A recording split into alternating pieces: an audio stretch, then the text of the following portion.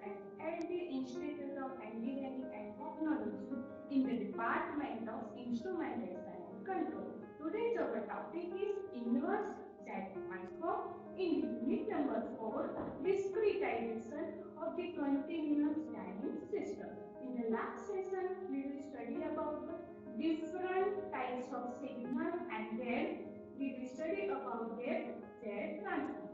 Okay, so first of all, inverse Z transform, we have followed two methods to find out the inverse Z transform. The first one is the direct division method and the second one is the partial fraction method. So in this lecture, we will study one by one to find out the inverse Z transform. So first method is direct division method. Okay, so in the direct division method, they will given x of k for k is equal to 0, 1, 2, 3, 4 when our signal is x of z that is equal to tan z plus 5 upon z minus 1 and in the another bracket z minus 0.2. We have to apply a direct division method and we have to find the value of x of k. So first of all, we have to simplify this equation so we can get x of z that is equal to tan z plus 5 upon z square minus 1.2z plus 0.2. We have multiplied the denominator term z minus 1 and then z minus 0.2.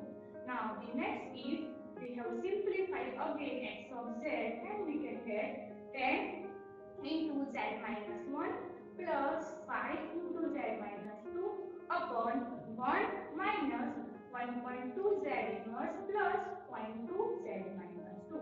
Now how we can write this equation? So simply we have to see that in the denominator the maximum power of z is 2. So we can always multiply this equation with z raised to minus 1. So here you can see that 10 into z raised to minus 2 we can get 10 into z minus 1 plus 5 into z minus 2, it is very simple, upon z square into z minus 2, it becomes 1 minus 1.2 as it is and z into z minus 2 that becomes z raised to minus 1 and the last term will 0.2 into z minus 2. Now the next step is we have to divide the numerator to the denominator to find the value of x of k. Okay, so the next, simply we can write here 10 z raised to minus 1 plus 5z raised to minus 2. Now our first step is we have to multiply this denominator term with 10 into z minus 1. So we can get 10 into z minus 1 into 1 becomes 10 into z minus 1 plus 10 into z minus 1 into 2, it is the 1.2 z raised to minus 2 plus 2 into z raised to minus 3. We can get 10 into z minus 1 minus 10 into z minus 1, which is cancel out. We can get 17 into z minus 2 minus 2 into z minus 3. Now next step is we have to multiply the denominator term with the 17 into z minus 2. So we can write here plus 17 into z minus 2. We can get 17 into z minus 2 minus 17 into 2. We can get 20.4 into z minus 3 plus 17 into 0.2. We can get 3.4 z raised to minus 4. Now the next is the term 17 into z minus 2 and minus 17 into z minus 2 is cancel out. We can get 20.4 z raised to minus 3. It is plus minus 2 into z minus 3. We can get 18.4 z raised to minus 3 plus and minus. So it becomes minus 3.4 z raised to minus 4. Now the next step is we have to multiply the denominator minus 3. We can get 18.4 z raised to minus 3 minus 18.4 into 1.2. We can get 92.08 and z raised to minus 4. Because z raised to minus 3 into z raised to minus 1 becomes z raised to minus 4 plus 3.68 z raised to minus 5. Simplify this equation and the term 18.4 z raised to minus 3 cancel out. We can get 18.68 z raised to minus 4 minus 3.68 z raised to minus 5. Now it is easy. The next step is we have to multiply the denominator with the 18.68. We can get 18.68 z raised to minus 4 minus 3.68 z raised to minus 4. So we can get this type of answer. The term 18.16 and cancel out. We can get some answer. So it is the unlimited process. Now our question is we have to find the value of x of k. So for that we can get x of z, and x of z is nothing but the 10 into z raised to minus 1 plus 17 into z raised to minus 2 plus 18.4 z raised to minus 3 plus 18.68 z raised to minus 4. Now the next step is the power of z is negative. So it's a causal system, and for that the equation of x of z, that is equal to summation of n is equal to 0 to infinite x raised to n z raised to minus n. So for this, using this equation, we have to find the value of x of 0, x of 1, x of 2, x of 3. So for that, we can get x of 0 is equal to 0, x of 1 that is equal to 10, x of 2 is equal to 17, x of 3 that is equal to 18.4, and x of 4 that is equal to 18.68. So our final answer x of n, we can also write here x of k, that is equal to, in the curly bracket, the coefficient of x of 0, 1, 2, 3, 4, and it is nothing but the 0, 10, 17, 18.4 and 18.60. Here the arrow indicates this is the one-sided z transform. So using the direct division method, we can easily find the inverse z transform for the particular equation of x of z.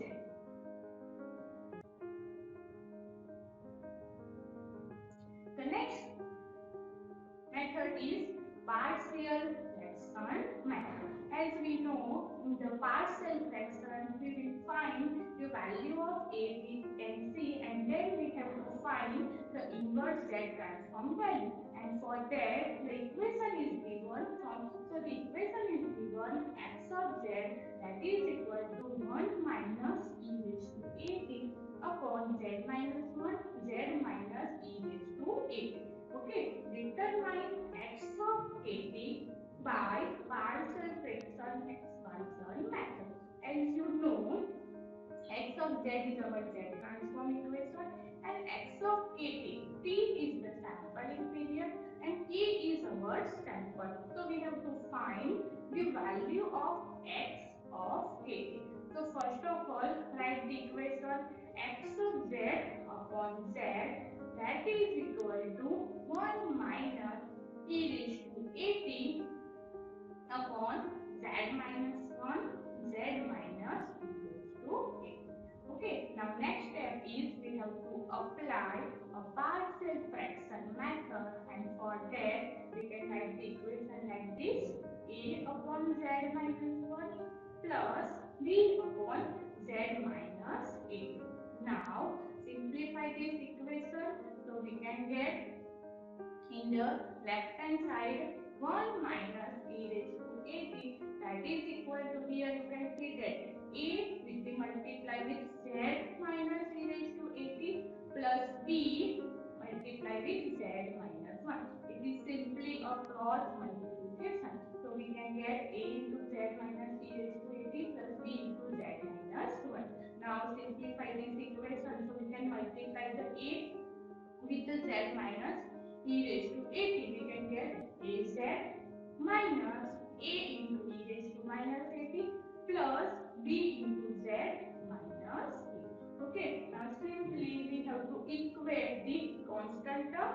So we can get a plus b that is equal to 0 because in the left hand side there is a no term with z term. So we can get a plus b is equal to 0. So we can get a is equal to minus b. Now next step is we have to equate the constant term, and the constant term is nothing but the minus a e raised to minus 80 minus b that is equal to 1 minus e raised to 80.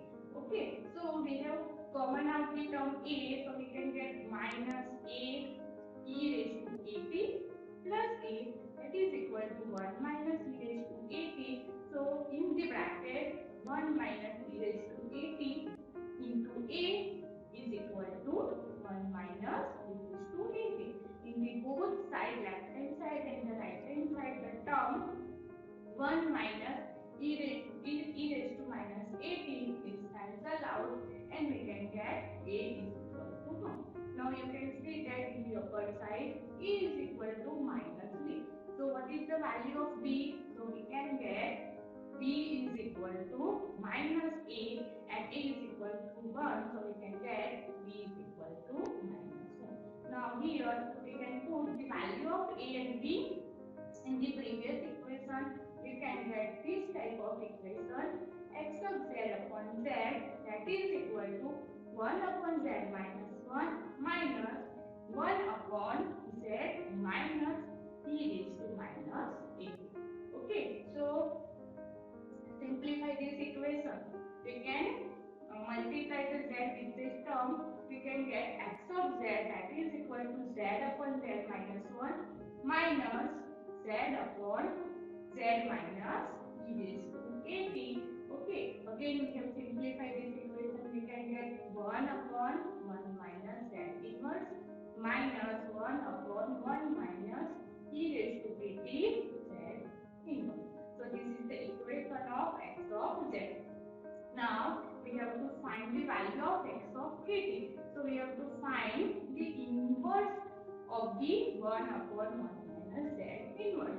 As you know, the z transform of the unit step function is z upon z minus 1.